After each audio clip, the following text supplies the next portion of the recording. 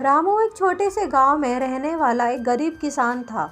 उसके पास थोड़ी सी ज़मीन थी जहां पर वह मेहनत से खेती किया करता था।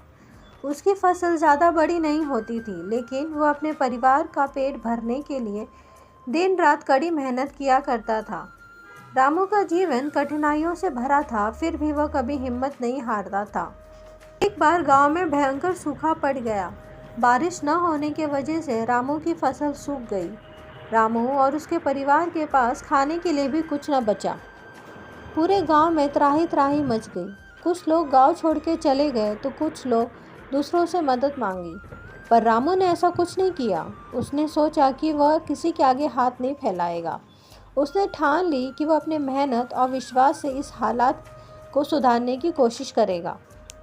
रामू ने अपनी पत्नी और बच्चों को समझाया कि इस कठिन समय में हमें संयम रखना होगा।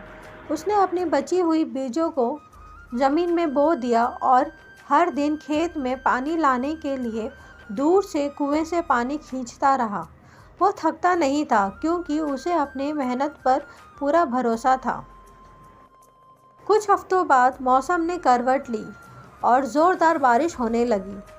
धीरे धीरे रामू की फसल लहराने लग गई। जब फसल तैयार हुई तो रामू के चेहरे पर एक संतोषजनक मुस्कान दिखाई दी। उसने अपनी मेहनत और धैर्य से अपने परिवार को भूख से बचा लिया। गांव के लोगों ने रामू की मेहनत और जज्बे की सराहना की और उसे प्रेरणा ली।